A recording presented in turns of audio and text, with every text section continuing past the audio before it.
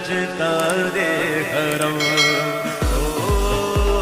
نگاہ کرم ہو کرم تاجدار حرم۔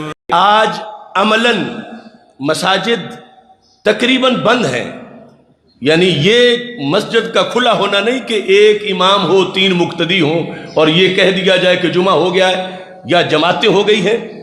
سندھ میں تو ویسے ہی انہوں نے مساجد کو بھی لاک ڈاؤن کیا ہوا ہے، بلوچستان میں بھی اور یہاں بھی اس طرح کی صورتحال بنائی جا رہی ہے۔ تو آج حکمران کہتے ہیں ہماری ہدایات کو فالو کرو اور جو اس کو نہیں مانے گا اسے سزا ملے گی۔ تو میں اس وقت بھی جو انہیں کل قیامت کے دن بات یاد آئے گی چند آیات پڑھ کے سنانا چاہتا ہوں کہ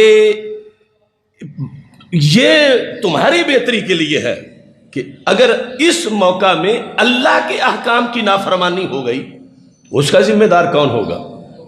اللہ کے احکام کے لحاظ سے۔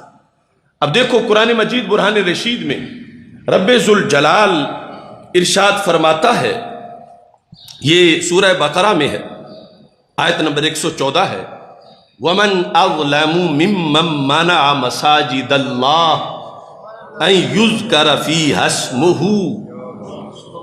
عین قرآن ہے۔ اللہ فرماتا ہے اس سے بڑا ظالم کون ہے؟ کس سے؟ جس نے روکا کس چیز سے؟ اللہ کی مسجدوں میں اللہ کا ذکر کرنے سے۔ وَمَنْ أَظْلَمُ مِمَّنْ مَنَعَ مَسَاجِدَ اللَّهِ أَنْ يُذْكَرَ فِيهَا اسْمُهُ، کہ ان مسجدوں میں اللہ کا نام لیا جائے، اس سے جس نے روکا اس سے بڑا ظالم کون ہے؟ اب ہم صرف یہ احساس دلانا چاہتے ہیں کہ آج جان بھی بچانی ہے، ایمان بھی بچانا ہے، اپنے آپ کو کرونا سے بھی بچانا ہے، لیکن اس سے پہلے رب کو بھی منانا ہے۔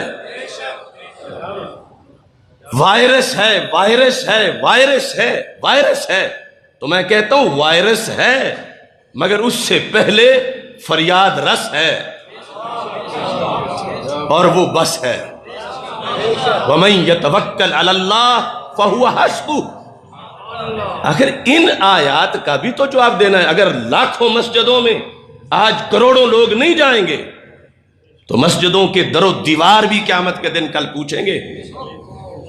اور یہ جو منع ذکر ہے اس میں تو کوئی شک نہیں کہ ہو رہا ہے، اور ابھی مزید کرنا چاہتے ہیں تو وہ اپنے سرکاری مفتیوں سے اس کا بھی تو حل پوچھ لیں کہ یہ نص قرآنی ہے اور ادھر محض ایک احتمالی صورت ہے۔